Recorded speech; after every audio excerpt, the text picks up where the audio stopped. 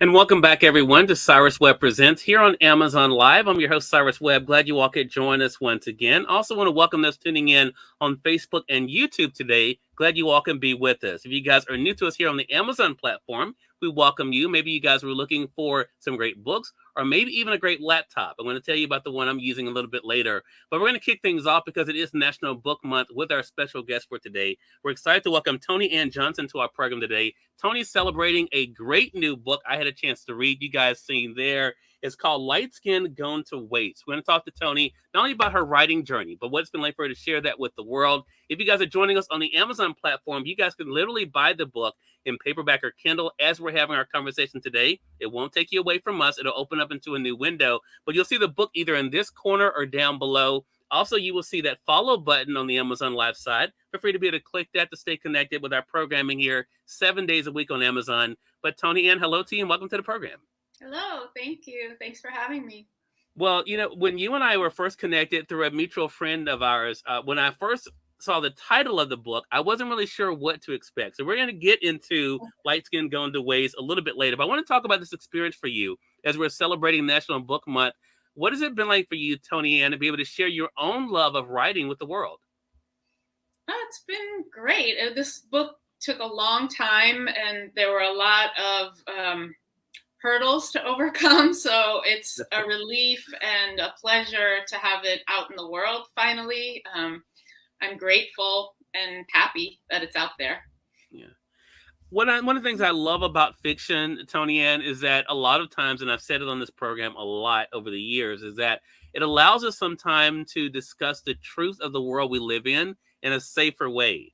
And I think in your book, you give us this family that allows us to talk about some of the things that a lot of people have experienced, have seen, and to be able to do it in a way that can be entertaining as far as reading it from a book, but also reflective as well. Is that been kind of the experience you've been seeing for people who have picked up the new book? Well, the book just came out on Saturday, so a lot of people haven't finished reading it yet. And I'm not really sure. I'm not sure if people have looked at it that way. What did you say? The family and what? Yeah.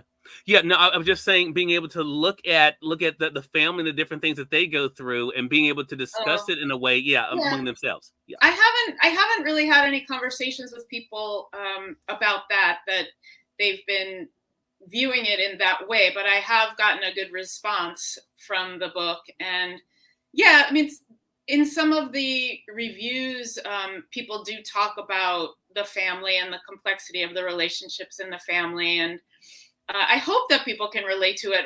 When I was writing it, I felt like it was so specific to my family. This is autobiographical fiction. And so it's my family that I'm writing about, that I didn't really think about making it,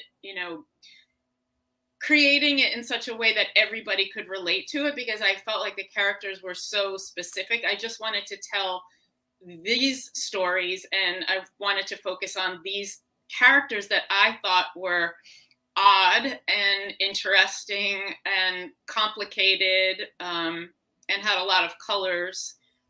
So that was what I was trying to do. Okay. Well, let's talk about that then. Since that was the mission for you, talk to us about the colors you want to be able to share in the book, then, Toni Ann.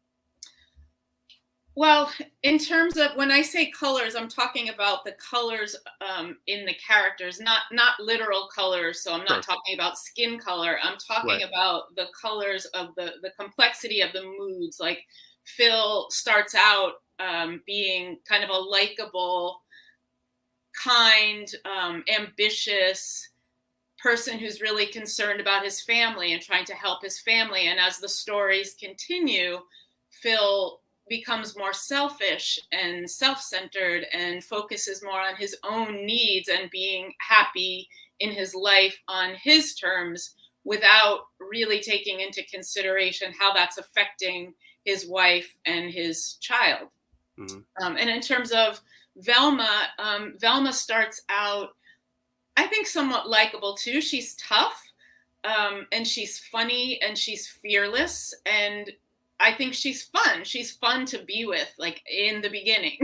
And then she kind of gets a little crazier as time goes on. And so you see sort of a variety of moods from Velma and ways of being. So that's what I meant when I was saying colors. But we can talk about the actual colors as well. No, actually, but it's funny. I think we actually are saying the same thing, though, Toni, because that's actually what I was talking about the relatability factor of these characters that readers will pick up on. Maybe they don't necessarily have grown up, in a family like what we read about in the book. But they've been able to see those different characteristics, like what you're talking about, like with Phil, and even the way that Maddie's able to explore the world and kind of being able to have a bird's eye view to some of the things that are going on in the world as well. And I think that is what I meant by, that readers can be able to see that I know someone like that, or maybe I've been that person that started off a certain way with good intentions. Yeah. And because of the life I wanted, may have, gone a different road. So let's go back then to the actual writing itself, because you said you wanted to be able to tell the story. When did you know this was a story that you wanted to share with the world? Because you could have easily just written a journal. So what made you decide that you wanted to write it in a book? Right. Well, I am a professional writer, and I have been a professional writer for a number of years. So I've written movies and TV. So and I've also written plays. So I always expected at some point that I would want to get this out into the world. I started working on the collection when I was in graduate school. I started graduate school in December of 2006 and finished in December of 2008. And this book, the first iteration of this book, was my final manuscript in consideration for my MFA in creative writing. So it's been a long time. So, 14, 15 years I've been working on this. And then around 2016, I was more actively working on the collection. I had set it aside because I published a novel in between graduate school and this book. I published my first novel and then a novella. And that novella was at one time part of this book. But in around 2016, I started working more specifically on this book, planning to get this book ready to go out. And then I started working with a publishing professional who had their ideas about how to do the book. And then it took another several years because I was working with somebody to create a version of this book that would go out to editors at big presses. And that swelled this manuscript to about 500 pages, and it didn't sell. And so very quickly in May of 2020, I think, or 2021, I saw the call for the Flannery O'Connor Award, and I decided that I would submit for it. But the word count limit was 75,000 words. The book that I had was 150,000 words. So I had to make some fast decisions about what I was going to edit. And I did it really quickly because the deadline was coming up. And so I just reimagined the book, made it tighter, prioritized Phil, Maddie, and Velma, that family. Whereas the other collection had points of view from Maddie's sister and from the grandmother and from a neighbor. And it was just a much bigger book. And so this, shrunk it down and made it more cohesive, I think, that kept it more about this family and their point of view specifically. But yeah, I always wanted it to be out there at some point. It took longer than I would have liked, but it finally is. Yeah, it really is. And I'm glad now people get a chance to read it. Glad I had a chance to read it. I want to say for those who are just tuning in, you're watching Cyrus Webb Presents here on Amazon Live, but we also are broadcasting on Facebook and on YouTube. I see you guys over there on YouTube. I have not forgotten about you guys. If you want to have your comments displayed, feel free to let me know. We'll be able to display those as well. And for those who are tuning in on Amazon Live, don't forget that the book that we're talking about here by Toni Ann Johnson is right here. It's Light Skin Gone to Waste. It's available now in paperback as well as a Kindle edition. I have the paperback that's highlighted right now on the carousel you guys see there. And we'll remind you also you can stay connected with Toni Ann as well. So I mentioned, about writing a journal, and now, of course, you have this book, Toni Ann. Did it feel when you were releasing it, when the book officially came out, did it feel as though in some ways you were kind of releasing your journal to the world? Well, Yes and no. My journal entries would not be quite as edited and worked on. I don't think anybody would want to read my journal. But in terms of, what I'm revealing, Mm-hmm. there are things in this book that I reveal that I haven't revealed to my closest friends. So, yes, I told somebody it felt like I was about to streak. What streak? Do you remember streaking? You might be too young, but no, I do. running naked through a football field, like a stadium with a lot of people. I feel like it is a very revealing story. Yeah.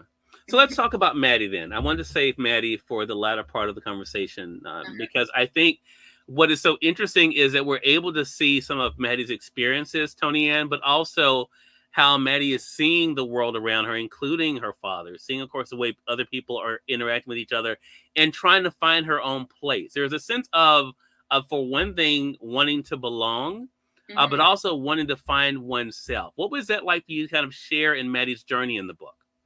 Say that again, please. Yeah, what was it like for you to share Maddie's journey of wanting to belong, but also of finding herself along the way? Well, it was excavating my own life and my own experiences. So I was remembering what it was like to be socially isolated at times, to feel like I would never really be able to fit in my circle of friends in that town in Monroe, New York. I was remembering feeling a bit cut off from my parents because they were so self-involved, and they also were very resistant to any complaints I had about being in that town. They chose to live there. They wanted to live there. They liked it. And they were having a great time, but they had a different time than I had. So my parents were able to curate their relationships with people who wanted to hang out with them. My father was a professional. He was a psychologist and a psychoanalyst. And so the people in the town that he spent time with, and, also my mother, because she was with him, were other professionals. But I was left to go to school with everyone. So I went to public school. So there were, children of working class people whose parents were racist, or who came from families that, didn't know any people of color and didn't want their children to socialize with people of color. And so I had to navigate that myself. And so working on this book, just caused me to go back and think about that and experience some of those things. When I write, I try to write from a pretty internal place. I started out as an actress, and so I use that when I'm writing. And so I am Maddie at 8 and 14 and 12. Like I'm going back to that place and actually remembering and feeling some of those feelings and remembering those events. And so sometimes it was hard. Sometimes it was really hard, but I wanted to do it. It was my choice. Nobody was forcing me to do it. Nobody was even asking for this book. So it's not like I didn't want to do it, but it wasn't always fun, but it was rewarding to be able to recreate some of those experiences on the page and to make them understandable for other people. So I did want to write the stories in such a way that when people read them, they could feel what it felt like to be Maddie. They could actually experience some of the emotions and some of the complicated things that she went through, some of the fears. Yeah. You mentioned the evolution of feel in the book. And I mentioned to you before we went live here, Toni Ann, that one of the interesting dialogue that I found in the book as the book went on was between Phil and his mother, and trying to, in many ways, justify who he had become because of how he saw who she was and the world that they were in. What was that like for you to be able to think about? And I bring it up for this reason. As you were just talking about Maddie, I think a lot of times we try to figure out, okay, what is my place, or how did I become this person, right? We find feel in that moment, it seems like trying to figure out or at least to justify how he became who he was. What was that exchange like for you? I think you know the one I'm talking about, between Phil and this mother, and for us to be able to kind of to have that bird's eye view of it, of this mother and son kind of talking about the lives that they have chosen for themselves. That's a really good question. And I have to credit my editor, Roxanne Gay, for that scene, because in the book that I submitted, that scene was much shorter. It was a few lines. And in her edit, she said, this scene is not over. You're raising some of these really intense ideas, like they're talking about colorism and the past and stuff. And I tried to just breeze through that and end the story. It's the last scene in the story. So I had to go back in. I didn't have a lot of time. My revisions were due, and I only had a few days. And I had other things to edit too, but that scene took the longest amount of time, and it was really, really hard because, as I said, you know, I become those characters, right? So I had to be Phil, then I had to be Emily, and I had to try to give each of those characters equal weight in terms of, you know, how they felt and what they were expressing. So it was really hard. So one of the things that comes up in that story is that Phil, in that scene, is that Phil was the lighter skinned child in the family. Their father died. He had a brother who was a couple of years older, brown skin. Their brown skinned father died, and he and his mother were very light skinned. And the mother says to him that she thought Phil, who was lighter, would have it easier. And Phil is livid because I think Phil has had in some ways had it easier because he blends in easier, but he has not had it easy overall. Right.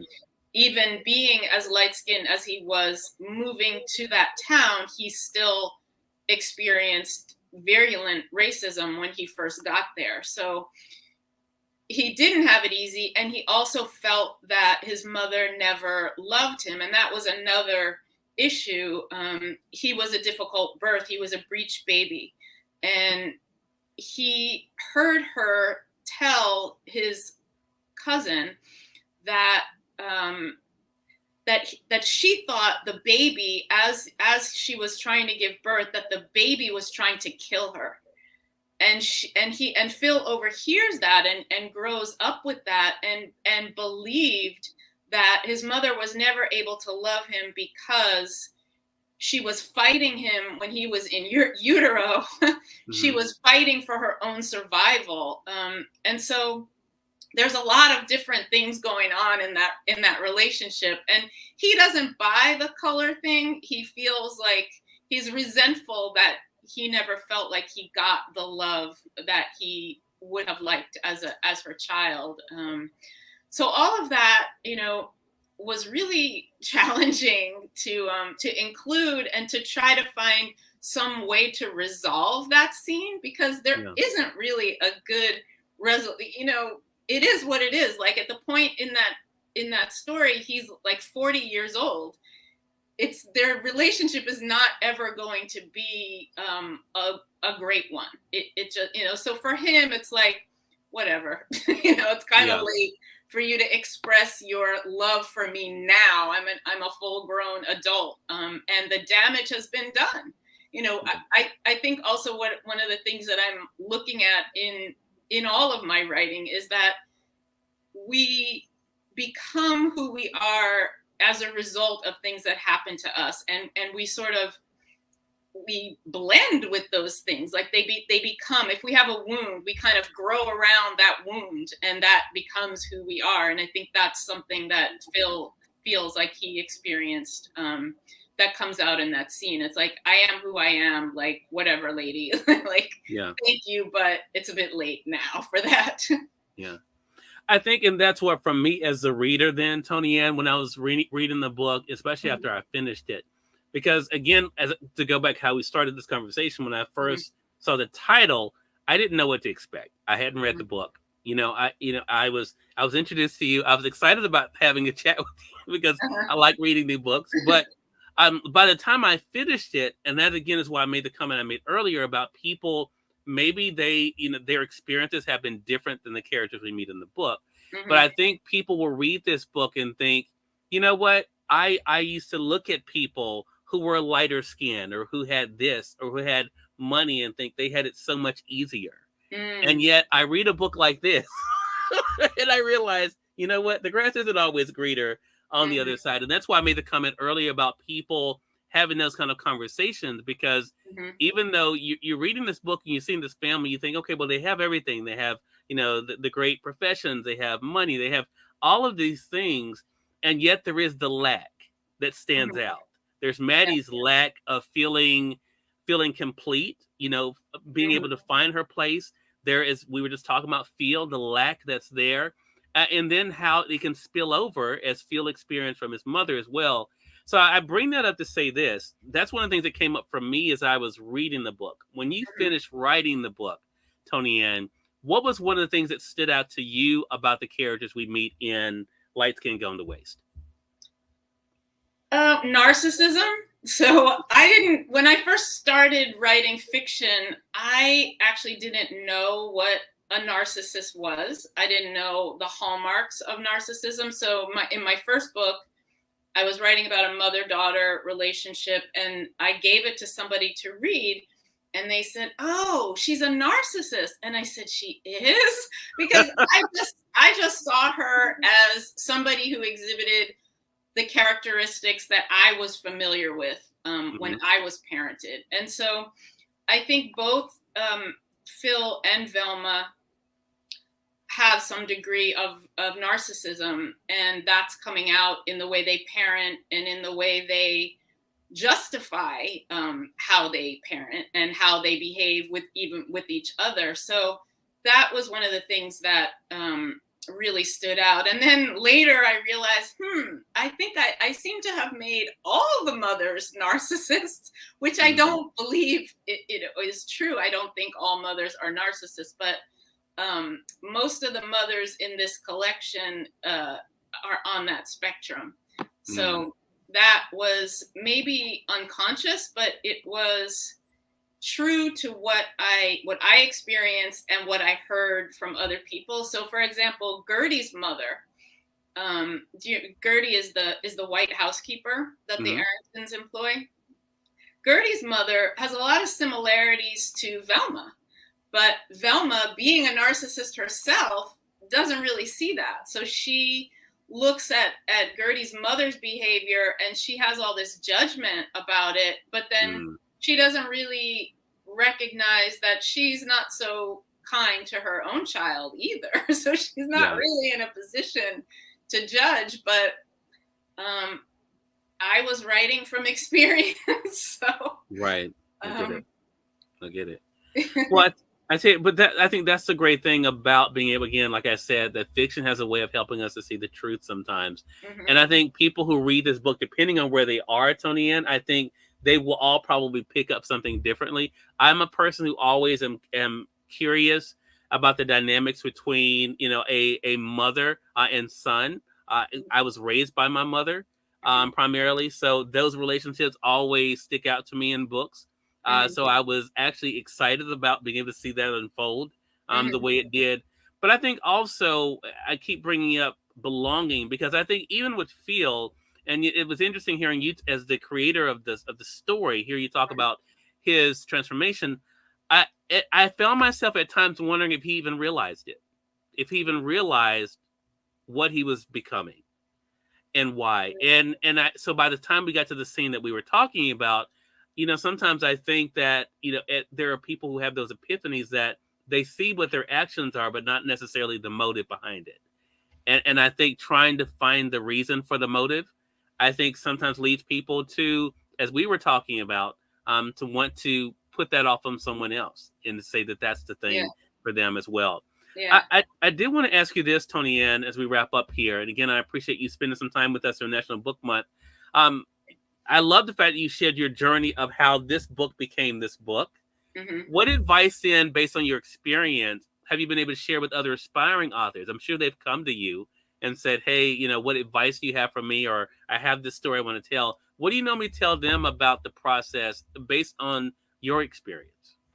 Well, my advice is different to different writers depending on where they are in their journey. So for somebody who's been at it for a long time and who's written a few things, I would say don't discount your own instincts. If somebody tells you, tries to lead you down a path with your manuscript that you're not really sure of or you're not really in agreement with, and don't do it. So that's something that I did.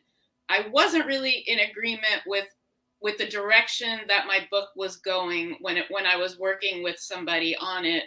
But I trusted their expertise over mine because I wanted to sell the book. And so I trusted a publishing professional who I felt, just knew what would sell and knew what the marketplace needed, even though creatively I wasn't really in alignment with what they wanted to do. So I would say for somebody who's in the place that I was in, sort of, I want to say mid-career, but I'm not young, so I kind of am maybe late career. Trust your own instincts. Like, just because you haven't done what somebody else in publishing has done doesn't mean that you don't know what's best for your own work.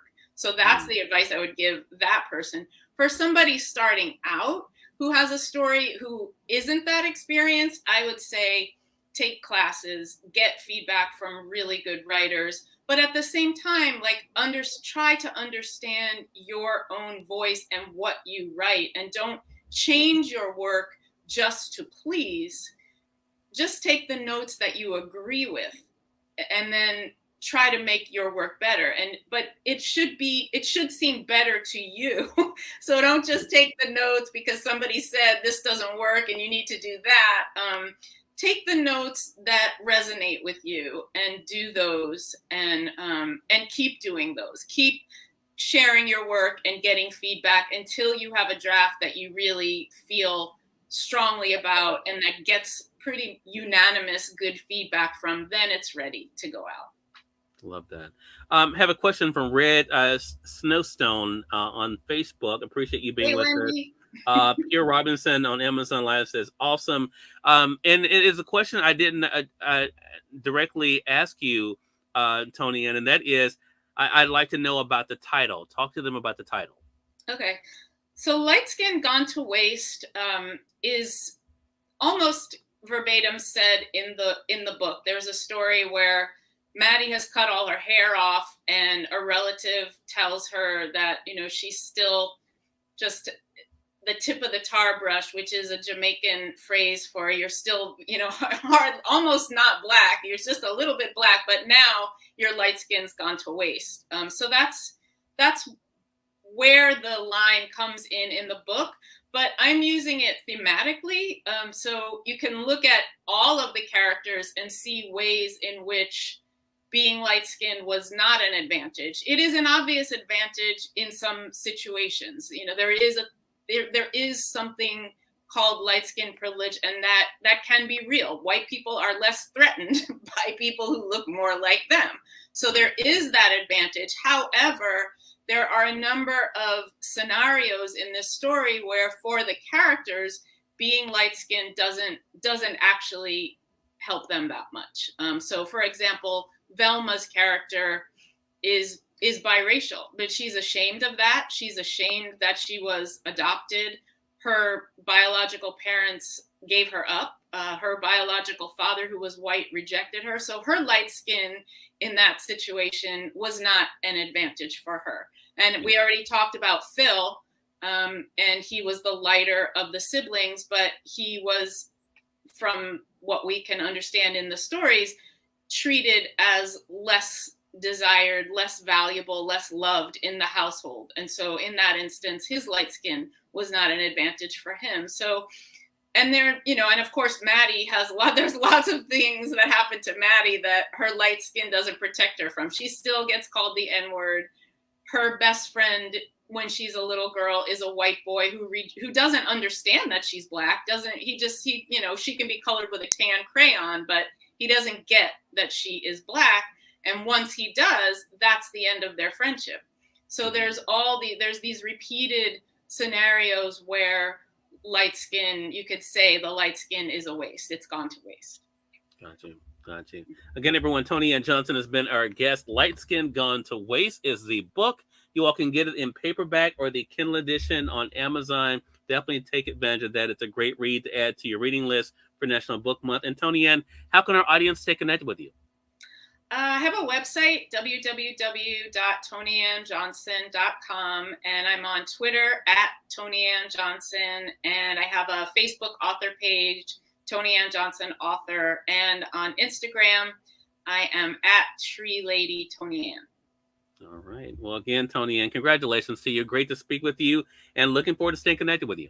Thank you. Same here, Cyrus. All right. And we thank you, our audience, for tuning in to another great segment of Cyrus Webb Presents here on Amazon Live. If you all did come in late and you missed part of the chat, don't worry. You all can always catch the replay, both on the Amazon.com platform. A part of it will actually be on Toni Ann Johnson's author page on Amazon, so you guys can be able to see it there on the book page for her after our chat. Also, of course, for those tuning in on Facebook and YouTube, you guys can catch the replay there as well. Today's broadcast is powered by BiteCool. That is a laptop that we use here for Amazon Live, and it's great for those who are gamers, for streamers, looking for a computer that's compact, but also affordable. This is the Windows 11 version here. It's $239 right here on Amazon, but it's great, again, for those who do a lot of Zoom sessions, if you're doing streaming broadcasts like the one that I'm doing here, or you're just looking for one that's great for travel as well. BiteCool has you covered, and they have a great family of products on Amazon. But again, the model that I have here is the Windows 11 here that you guys see. Again, it's on sale right now for $239. That's going to do it for us for this episode of Cyrus Webb Presents. Until next time, you all make it a great one. We'll talk to you soon. Take care.